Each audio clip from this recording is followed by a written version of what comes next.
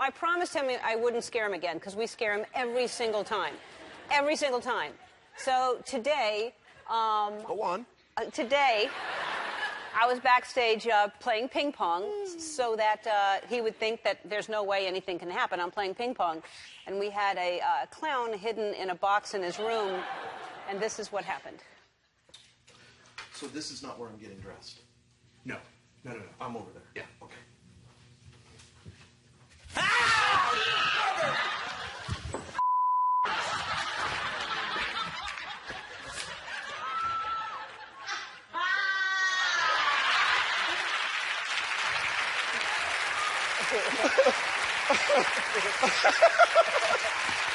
Oh, it's good. It is good. We got you again. And how did you... you live very, very close to here. Tell everyone how you got here. By car? No. By golf cart? Do we have any video of him pulling up? Yes. This is how you drove on the street. You drove from your house. Yes. That normally would have taken me in a car about 15 minutes. It took me about 2 hours and a half. Yeah, I know. Because I was out there playing ping pong going, I thought you said he was 2 minutes away. They're like, he's in a golf cart. I love that thing. I drive it all around, and I love pulling up next to smart cars and just giving them real dirty looks. Like, how big of a carbon footprint are you leaving? Then I try to peel out, and I can't. You can't. No. So the 8th season of Modern Family just wrapped, and I understand no one has contracts. So they're either y'all are going to make a sweet deal, or you're not coming back for a 9th season. Yeah, I guess that's where we are. I mean, you're right in the middle of it, right? We're right in the middle of it, and I think everyone has a real positive attitude, and I think we'll be, I mean, that's my gut instinct, is that we're going to be coming back to do more. I think everybody wants to do more, but it's kind of a limbo time for sure. Yeah, wow. I might be needing a job. I'd like to take Andy's job, please. Yeah, okay. You have a job. We're going to talk about this. Toy Box, yeah. Toy Box! We'll take a break, and we'll talk about Toy Box after this, but I think Modern Family should for sure come back. I hope it comes back. Be our agent. Yes. I'm just telling him right now. Just pick it up. Thank you. All right. Tell us about this show first before Noah comes out. An amazing show where toy inventors come in and pitch some ideas to some adult mentors, sort of people to make sure that the toys are safe and actually something Mattel could make. And then if those toys get past those mentors, toy experts and people, then they come into the toy box where they will be judged by 4 kids, and they have the final say of the toy that will win the whole show and be made by Mattel and available the day after the show ends. The day after the show airs, because you shoot the dance. That's amazing. Yeah, it's incredible, and the kids, as you know Noah, amazing. They took their job so serious. Well, let's bring Noah out. We haven't seen him for a while. How are you? Good. Yeah. Really good. What are you into now? What's your new hobby since I've seen you? Playing Pokemon Go and also karate. Ah. Oh! Karate? Wow. That's great. How long have you been taking karate? For a few months now. Yeah? Do you have a belt? Do you get a belt at that stage? I'm green belt. Your green belt. Is that the first belt? No, it's the 4th belt. The 4th belt? I started out with a white belt, then orange belt. That's 2. Was there yellow in there? Yellow. Yeah, and this is green. And this is green. Green. Seems like you're running out of colors, and then you get right to black, right? Black is the final one? No, there's a few more. You got purple, blue, brown, then red with a black stripe, then you got red, half red, half black, and then you have to do a pre-test so you can wear the black side up and the red side down. Wow. And then you move on to black belt. Wow, I'm sorry I asked that. So am I. All right. So, how do you think you're different than the other judges? I'm very smart. So the others are not smart, you're saying? No, they are smart. They are smart. Yeah. They are smart. I have a question. When we were shooting the show, who was your favorite host of the show? Eric. Oh, thank you so much. And how many hosts were there? Shh. One. Yeah, That's just him. Eric. Okay. Just making sure. Yep. All right. Well, I'm so glad to see you again, and I'm glad that you have this job. I think that's really fun. And are these toys that you would actually play with? You would like these toys? I would like these toys, all of them, even though in the trailer, even though in a commercial that some people got, it had a moment where I said, everything about it I didn't like, which made me feel bad. Yeah. Oh, see, this is what I'm talking about. Yeah. They really did take their job so serious, and I was so proud of you guys. Hey, I was so proud of you guys because of how good you were, and not every toy can win, and we had to go over that. That this didn't mean the road was over for these inventors because they're so passionate about it, that it was just a new hurdle that they may have to overcome. I know, because it doesn't just have to be Mattel. It could be any other toy company. That's right. It could be Hasbro. It could be Airhawk. But our favorite's Mattel. Mattel. Yeah, because... That's what the show Mattel pays you. So. Right. Because of... So Mattel would be the better one. The best one. Yes, because it's #1 toy company. Right. That's there you that's go. the way you say it. Yeah. There we go. Thank you. All right. Why would you do that? Look, here. My bad. Yep. My bad. Don't worry about this. My bad. Yeah, no problem. I'm very sloppy with mugs. Yeah. What happened there? Magic. I know. Hey, you stopped saying apparently. You don't say apparently anymore. Well, apparently, I've turned over a new leaf. We're back with Eric Stonestreet and Noah Ritter, and Noah told us earlier he has a new hobby, karate. And so, do you want to show us? Are we going to do it here or over there? We're going to, kind of in this area. You're going to show us some moves. Over here. Okay. All right, since I love karate so much, I might as well show only 2 moves, and I'll instruct you on how to do them. So first, have 1 foot back, keep your hands up, and... Okay.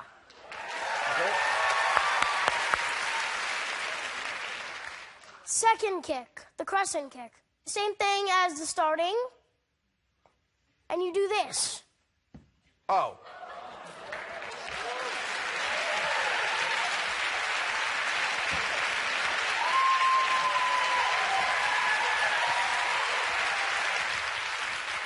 Is that just to be fancy, to swirl your leg around like that? It doesn't seem like it's going to hurt anybody.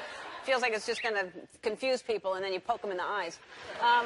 Noah, that was very impressive, and I'm so happy to see you again. We got you something. Can you bring it out? We got you a little outfit that you can wear, and you can kick Eric's... Here. Come see. Karate!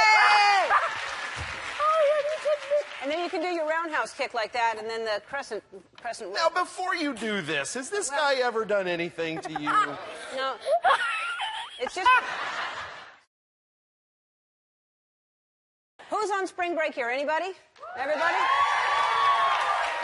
Wonderful. Are you having fun so far?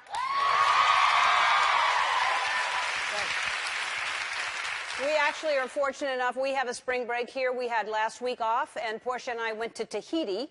And in case you don't know, Tahiti is a Polynesian word meaning drunk on the beach. Oh, it's beautiful there. And the people, when I told the people on the island I was on spring break, they looked at me like I was crazy. Like what do you mean? Because I guess normally you think of college people on spring break.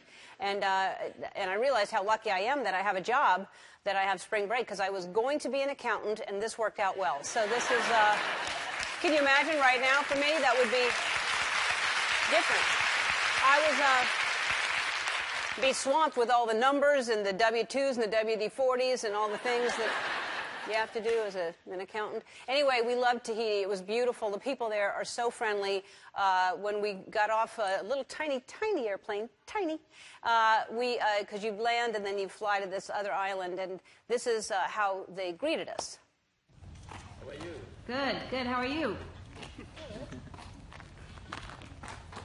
I almost wore that. And then a few drinks later, I did wear that. And and this was our view. So we were, here's Portia, and here's something she's drinking, and some type of a beverage, and then that's her knees, of course. But this was our view. Look at that. And the water, you can't really tell it's overcast, but crystal clear water, quiet. Nothing? Birds? That's it. That was, so that was where we slept. We should have booked in advance. I realize that now. I didn't realize I should have called ahead. Needless to say, it was very stressful for us there. The island is so beautiful. It seems like every photo you take is a postcard. This is a picture that I took at sunset that I posted on Instagram. If you saw that, if you follow us on Instagram, that was sunset or sunrise. I don't know. Like I said, we slept on the beach. I don't know. But it's beautiful. One day we were there. There were turtles that were hatched, and they let us release the turtles. And these were baby turtles that were born the day before. And we released all of them. And they know exactly what to do. They know which way to head, and they know to go to the water, even though they just got out of little eggs. And look at that. Amazing. Now, here's the thing I learned, too, because you'd think, why don't you just put them in the water and let them swim away? The reason that they have to be, and that's why the eggs are buried in the sand, they have to feel the sand on their bellies so they remember where to come back to lay eggs. That's amazing. Literally, they hatch, they crawl that amount of time and know where to come back to. You know, if I'm in Vegas and I'm playing blackjack for 5 minutes, I can't find my way back to the room. I have no idea. Next time I'm going to rub my stomach on a rug in my room so I can head back to my room. Anyway, I would thank everybody there for taking such good care of us in Tahiti, but they don't watch TV, so I'm not going to waste my time. Those of you still on spring break, let's all shake our Tahitis with a dance. I first learned about our next guest after watching a piece on NBC News, and I wanted as many people as possible to see their story. Take a look. Hi, my name is Travis Mills, and I'm a retired United States Army Staff Sergeant from the 82nd Airborne Division. On April 10th in 2012, I was on my third tour of duty in Afghanistan. I was on a foot patrol, and I stepped on an IED. On my birthday, I woke up to find out that I was a quadruple amputee. I was at Walter Reed in Bethesda, Maryland. I was thankful that I knew I was working with the best team so I could be able to walk again, feed myself again, drive again, and live a really fulfilling life. My name's David Vibora. I'm a former NFL player. In 2008, I was the last player picked in the NFL draft, crowning me Mr. Irrelevant. Became a starter for the Seattle Seahawks and blew out my shoulder at the age of 25. So I retired, moved to Dallas, started a gym, started training mostly athletes and wealthy clients, and it was working, business was great, but something inside was really missing. I got invited to a birthday party, well-known guy in Dallas, and I was talking to the former trainer for the Dallas Cowboys, and I was mentioning that conventional gyms don't work for me, and he said, you know, there's a trainer here, and you should talk to him. And in walks Travis Mills, quadruple amputee. I was amazed watching him move on his prosthetics. And he walks over and he's like, hey man, what's up? I'm like, I need a trainer. He goes, I can train you. And as I came up to him, I challenged him. I knew that I had to have a chance to work out with him. My motto was always never give up, never quit. I had 25 good years in my arms and legs, and now I got the rest of my life to still keep living and pushing forward. Please welcome David Vibora and Sergeant Travis Mills. First of all, before anything else, thank you for your service. Thank you for everything. Thank you so much. No, I didn't do any more than anybody else. I just had a bad day at work, you know, in case of the Mondays. I was like, I should have called in today. Yeah, you had a bad day at work. You sure did. So we saw in the piece, you wake up and on your birthday to find out what has happened to your body. And what was that time? What was that recovery like? Oh, geez. I got hit, and then they knocked me out on the operating table. 4 days later, I wake up. First thing out of my mouth, my soldiers are my soldiers, and they told me. And then I was told I got to call my wife and my family. I was like, I'm not calling anybody. I'm pretty upset, embarrassed, angry. Don't know why this happened. Am I a bad person? And then I made it to Walter Reed. My wife, the first time she saw me, she had to sign a paper to cut my right leg off 2 inches higher because my sutures ripped open. And then I saw her the next day, and I said, look, Kelsey, you don't got to do this. You might as well take all the money we have in the account, the house, the cars, whatever, it's all yours, and go. And she was like, that's not how this works. You know what I mean? I'm in it for the handicap parking. And I was like, oh, okay. I get that. No, I'm kidding. I'm kidding. My wife's amazing. And she was just like, I'm going to be there for you. And we're going to get through this. And I had, at the time, a 6-month-old. So the recovery started, and it was grueling. There were 6 months I couldn't look in a mirror at myself. I didn't want to. I went from 6'3", 250 to get it to, 140 pounds. But I have a lot of family brothers in arms that didn't make it back home. And they would give anything, and their families would give anything to talk to them again and see them again. Daughters would love to see their fathers and things like that. And I see my daughter all the time. She's my best friend. Matter of fact, my wife and I are having a boy. We have one on the way right now. Congratulations. Thank you. Yeah. But I'm not going to be miserable for 50 more years of my life, or 60, how much I got left, so I might as well push forward. And I was able to, I mean, I walk, I take my daughter to school, my wife on dates, so life goes on. And Amazing. thanks a lot to this guy right here who got me back in the gym and got me back on track. Yeah. I know, you look like you're in good shape. Great shape. So, and you had a turning point in your life when you decided, because, you know, after you injured your shoulder and you couldn't play football, that must have been depressing for you. Yeah, it's an identity crisis, sort of similar to these veterans that come home. You know, I mean, you can geographically return home but not be home, right? Right. I think so much of a warrior and athlete is wrapped in the physicality. So the gym is really all I knew, and I coped with not knowing who I was without football by stuffing my face full of pain medication. And it led to this nasty addiction. I spiraled down, and it led to a detox. And eventually, I took a year off from football. I rehabilitated my mind, my body. And now, with meeting Travis, everything changed. So now you are working, you have a nonprofit, and you're working with vets. And what was that first day in the gym? I mean, what were you trying to do? What are you doing, and what can you do in the gym? The first day at the gym, he was like, him. He was like, well, if you're afraid of falling, let's push the limit. So he put me like, he tried pushing me over a bunch. I was like, quit it, dude.